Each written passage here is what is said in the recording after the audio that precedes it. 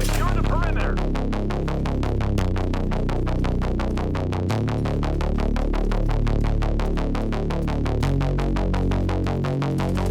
Contact! Hook 'em up!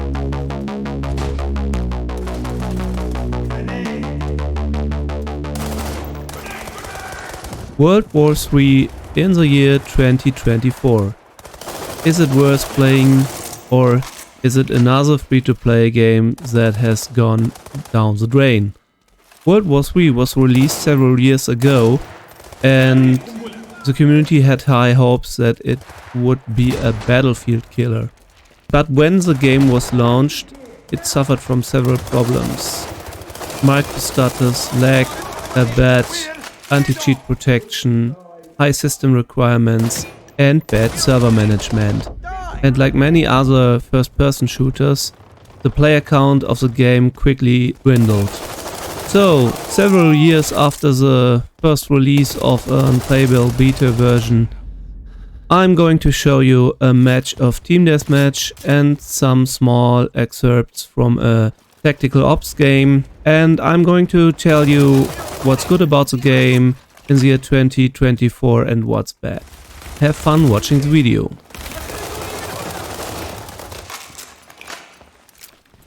First things first. The community is kind of small and you probably have to wait some time in order to play on a server. And since there is no server browser, you can't just join a half-full or empty server and wait for other people.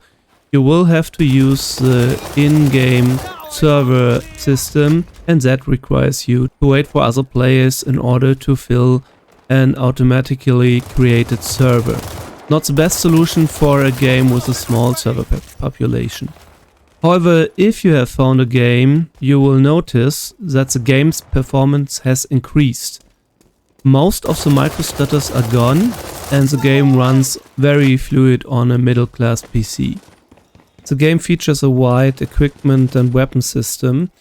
You can customize most of the weapons and you'll have to grind for different weapon parts. That is part of the grind, which includes gaining levels, researching new weapon parts, gaining access to new kill streaks and other things. Besides, you can also grind for cosmetic stuff, and so there's also motivation to keep the game playing, because you're not just playing for the kill count or for the actual match, but you're also playing for your own armory, for your own weapon parts, and the more you play, the more weapon parts are available for you, and you can even customize your weapons further.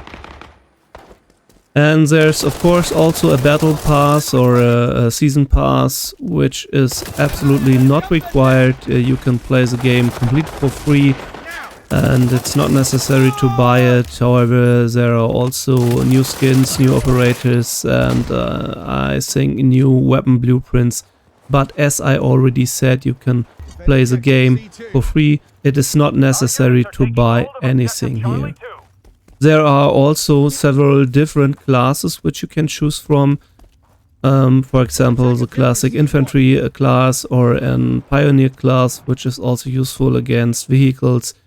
You have a sniper class, a recon class, close quarter soldiers, and many other different classes, which are probably more or less useful on most maps. Most players stick to the assault or sniper class. On maps which includes vehicles, you'll also see anti-tank classes, but I guess not every class which is represented in the game is really useful. I would suggest that beginners stick to the assault, sniper or pioneer class, which probably cover most of the needed classes in every match. Our units are taking hold of objective Bravo 1. Medic, help me!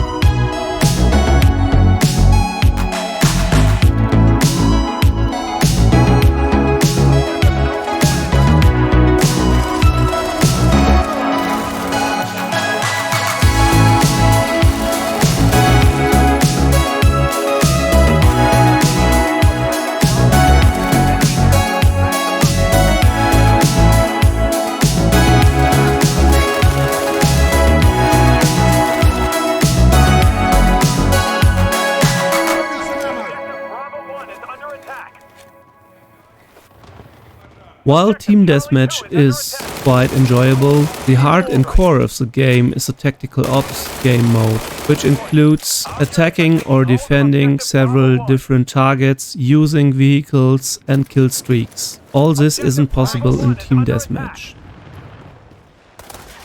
Combat is mostly semi-realistic.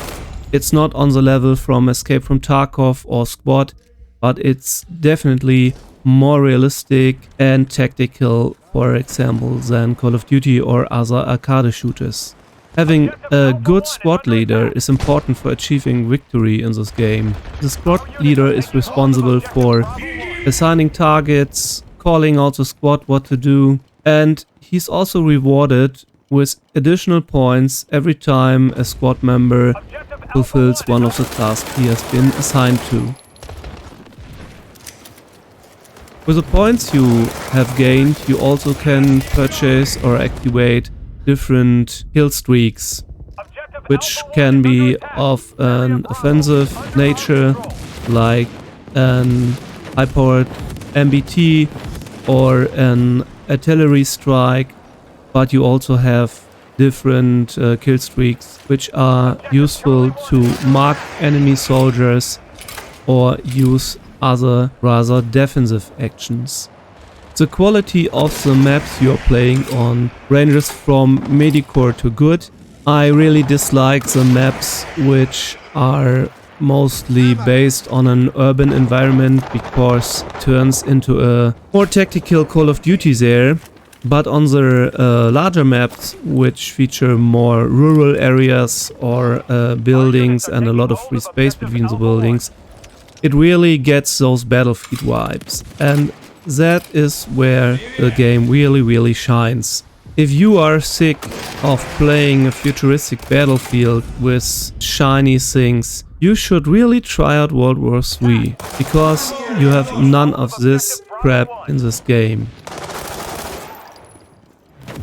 The operators are basically based off real life units and they are kind of realistic. The weapons and the skins are realistic. You won't have any shiny Fortnite-like skins in this game. Well, it's not Escape from Tarkov or Squad, so there might be some unrealistic skins and gameplay elements. But in the end, it's way more old school and mil-sim than any of the recent big AAA shooters like Call of Duty or the latest Battlefield part. So, old school gamers who want to have a classic Battlefield experience should take a look on World War III even in the year 2024. Even if the server population is kind of low and you'll have to wait for a match, it is worth trying out, especially because if it's free, you can download it for free on Steam. And since it's for free, everybody should take a look. Even if you say after 2 or 3 hours, it's not my cup of tea, just try it out and maybe you'll stick for a week or 2 or even longer. I guess the regular players would be very happy about a higher player population, and well, I guess I'm not the only one who complains regularly about the demise of first-person shooters, especially on the personal computer platform. So we should really try and support all these free-to-play games who maybe also have their share of problems, but I think they're still better than most first-person shooters you can buy for 60 or 70 euros here in Europe.